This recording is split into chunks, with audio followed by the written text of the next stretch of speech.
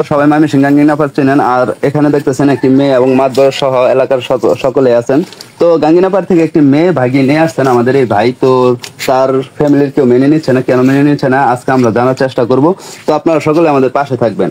আচ্ছা ভাই, জি আপনি যে গাঙ্গিনাপাড় থেকে মেয়েটা নিয়ে আসছেন, তো আপনার ফ্যামিলির সবাই তো জানে নাকি? জি জানে। তো এখন তারা মানতেছে না কেন?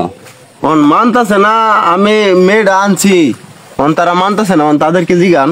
এখন আপনি কি আপনার ফ্যামিলির না বাধ্য এটা বলেন? আমি ফ্যামিলির বাধ্য। বাধ্য? তাহলে মেনে নিচ্ছেন না কেন?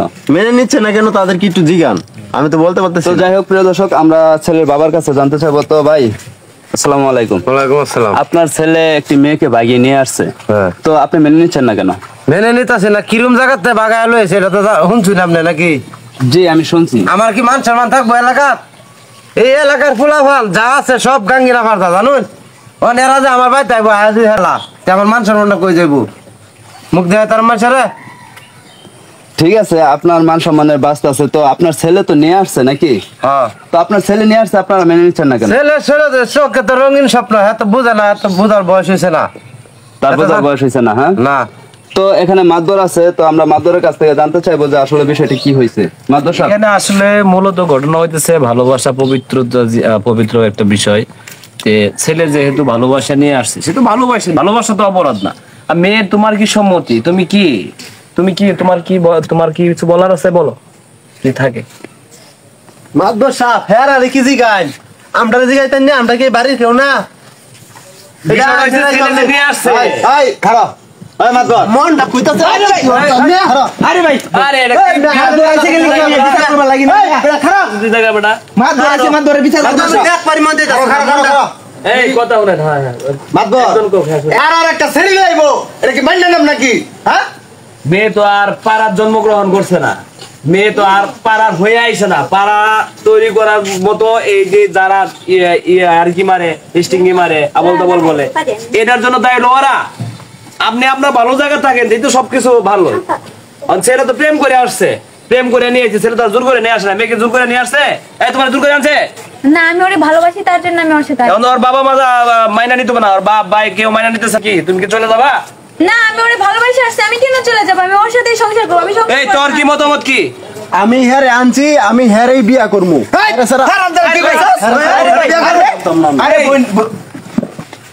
তোরাই কর এখন। তোর যে বিষয়, তুই কি ওরই বিয়ে করবি আর তুমি কি তারই বিয়ে করবা?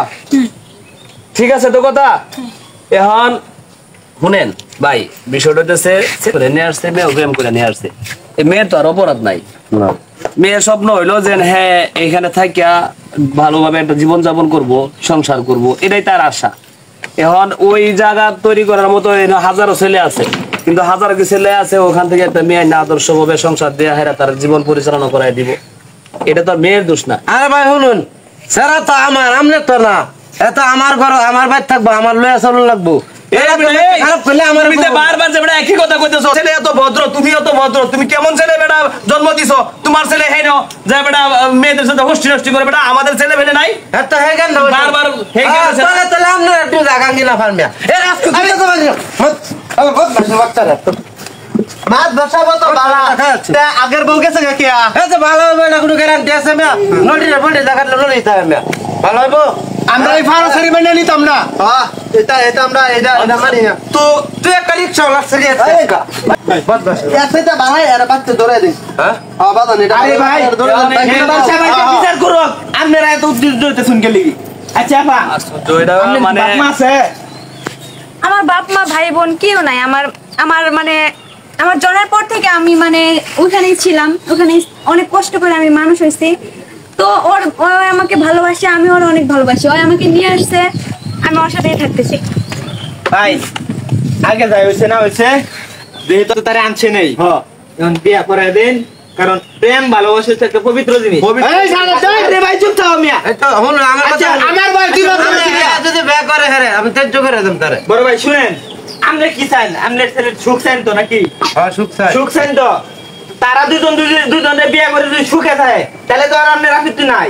শুনে থাকবো ঠিক আছে মানুষের মুখ কি ধরে রাখতে পারবো আরে ভাই মানুষের মুখে মানুষের তো কেরম কোনো দেবো? জায়গায় ফারাতে আনছে। মানুষের নানান কথাই কইতে পারে অমুকের হোগা। ফারাতে আনছে আজকে একটা কথা কই অনেক একটু কথা আমি কই হ্যাঁ যখন মান্য না নেন আপনার ছেলে যদি বিষ খাসলো বা একটা দুর্ঘটনা করে পরে কার ক্ষতি হইব আপনার ক্ষতি হইব আপনি তো বুঝতে না বিষয়টা এই সমাজ আপনার ঘর যদি খাবার না তাই এই সমাজ আপনার দেখবো না। এই সমাজ শুধু মানুষের বিষয় হলে সমালোচনা করতে যান। এই সমাজ কোনো সময় কারোর সুখ দুঃখ কিভাবে ওই সামনে থেকে আগে যাবো এটা কেউ জানে না, এটা কেউ দেখে না। এই স্যার একটা অ্যাক্সিডেন্ট হয় দেখো স্যার আপনি এই মেয়ের একটা অ্যাক্সিডেন্ট হইলে এইটার সুখে মনে করেন যে নার্ভাস হয়ে যাবো গা, সব দিক থেকে কিন্তু লস আপনার। এখন আপনি যদি এই মেয়ের রাখিয়া নামাজি বানাইবার পারেন, এই ছেলের যদি ভালো রাস্তা চালাতে পারেন, সব আপনার।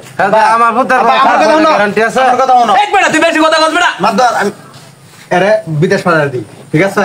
হেন এক করে জমি বেচো, বেচে এরে বিদেশ পাঠায় দিই। আরে ভাই বিদেশ গেলে পরে যদি মরে পরে কে ভাই মরতো না। ভাই আরে ভাই বাইরে মরতো যাবো। না এরে এই তুই বিদেশ যাবি না, আমি বিদেশ যেতাম না, আমি এর বিয়ে করবো আমি। কিরকম না বাবা এই তুই হ্যাঁ রে বেহর বে, অত কষ্ট করে তোর লিয়া ভরা হারাইছি, বুঝিস তোর আর বালাদা বেহরানি গেল। তুই আরে ভাই বই তারুন না আমি বলি আপনি দুই তার কাজ যোগ করে দেন আপনার পুত্র 2 মাস পরে হইলো আপনি মান্য নিবেন আপনার দুই সম্মত থাকে আপনি বিয়ে করেন তুই বিয়ে করবি আচ্ছা আমি বিয়ে করে আপনি আপনার বাড়িতে ওই একটা চাকরি দেন আপনি তো তার ডাকা কাজ কামের ব্যবস্থা আছে, সমস্যা নাই। কি ঠিক আছে তো? এই ছেলের কাছে বিয়ে পাওয়া লাগবো।